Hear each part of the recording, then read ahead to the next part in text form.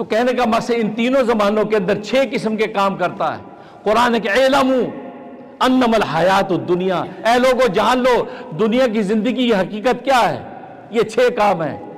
انما الحیات الدنیا لعب، کھیل تماشا، لہو، یہ بھی کھیل، زینت، وتفاخر بینکم، آپس میں فخر کرنا، وتکاثر فی الاموال 5، اور فی الاولاد 6، یہ 6 کام۔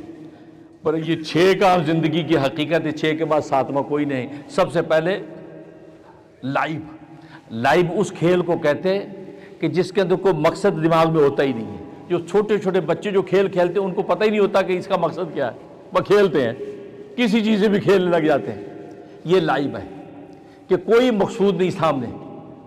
دوسرا لہو اس کو کہتے ہیں کہ جس میں ایک مقصد ہوتا ہے، مثلا تفریح کے طور پہ ہم کھیل رہے ہیں، ہم فٹ بال کھیل رہے ہیں، لیکن تفریح کے ساتھ ساتھ جسمانی ورزش بھی ہو رہی ہے، صحت و قوت بھی مل رہی ہے۔ کرکٹ کھیل رہے ہیں تفریح کے لیے تو ساتھ ساتھ جسمانی قوت بھی ہو رہی ہے۔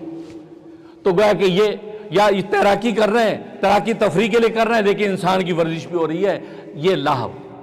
تو سب سے چھوٹے بچے وہ لائب قسم کی کھیل کھیلتے ہیں۔ دوسرے تھوڑے سے بڑے ہو جاتے ہیں تو ان کا ایک مقصد ہوتا ہے، چلو ہم کھیل دوڑ کرتے یار ذرا آؤٹنگ کرتے کھیلتے ہیں، لیکن اس کا جسمانی ورزش اور ذہن کی تیزی بھی حاصل ہوتی ہے۔ وزینتن، اور بڑے ہوتے ہیں 13 14 15 سال کے، تو زینت، زیب و زینت بنانے سنوارنے کا انسان کو لت لگ جاتی ہے، یہ دور سب پہ آتا ہے۔ اب 12 13 سال کی بچیاں، 12 13 سال کے لڑکے، اب وہ بالکل ٹیشن اپنا ہے سیٹ سال رکھتے ہیں، بن ٹھن کے نکلتے ہیں، زینت، یہ دور آتا ہے زینت۔ اس کے بعد تفاخر بین، پھر جوانی، اب جوانی جیسی آتی ہے 18 20 اوپر، اب فخر، دیکھو میں یوں اور میں یوں، دیکھو میری ڈریسنگ دیکھو، ابے یار تو جوتے کیا پہنے، میرے دیکھو یار، میں تو برانڈ نیم پہنتا ہوں، یہ برانڈ نیم کی دوڑ، یہ فخر، ایک دوسرے میں فخر کرتے ہیں نوجوان۔ اب فخر کا زمانہ آگے چل رہا ہے، اب بڑھاپے کی طرف جب گیا، جوانی میں فخر چلتا ہے، پھر جیسے بڑھاپے میں آئے اب وہاں پہ 2 مرض رکھتے ہیں، ایک تکاثر فی الاموال، اب وہ بڑھاپے میں جا کے اب مال گنتا ہے، ساری زندگی تجارت کتنا مال گن کے رکھتا ہے، کثرت مال کی فکر ہوتی ہے، یار سمیٹ لو آگے اولادوں کو کام آئے گا، میراث پہ چلے گا، اب بڑھاپے والاولاد پہ اولادوں کو گنتا ہے، میرے نواسے کتنے، میرے 15 نواسے، میرے 25 پوتے، میرے 10 بیٹے، وہ یہ گویا کہ یہ فخر فی الاولاد۔ بس یہ فخر کا زمانہ آخر میں تکاثر پہ خرجہ ختم ہوتا ہے، اور تکاثر کے بعد میں موت۔ تو اللہ نے فرمایا یہ دنیا کی حقیقت ہے، پر یہ 6 کام کرتے کرتے انسان مر جاتا ہے۔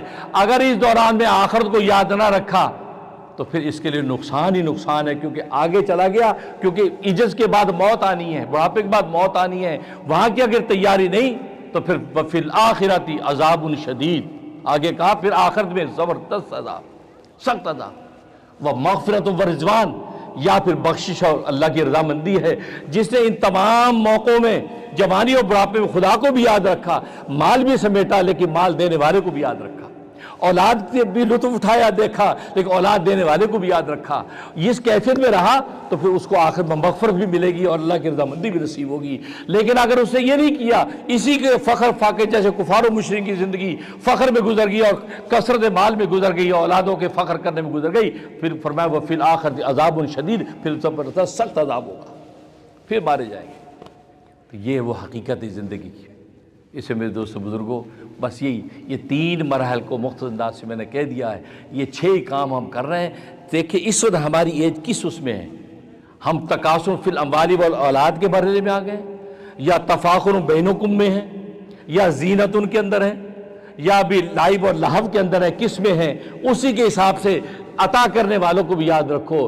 بس بندہ وہی ہے کہ جو نعمت دینے والے کو بھی یاد رکھتا ہے، نعمت کا شکر بھی کرتا ہے، نعمت دینے والے کو بھی یاد رکھتا ہے، اس پر اللہ تبارک و تعالی بخشش کے فیصلے کر دیتے ہیں۔ اس لیے صحیح مسلم کی حدیث ہے، بندہ جب کھانا کھاتا ہے، کھانا کھانے کے بعد جب یہ کہہ دیتا ہے الحمدللہ الذی اطعمنی ھذا الطعام ورزقنی من غیر حول منی ولا قوہ غفر له ما تقدم من ذنبی، اللہ اس کے پہلے سارے گناہ معاف کر دیتا ہے۔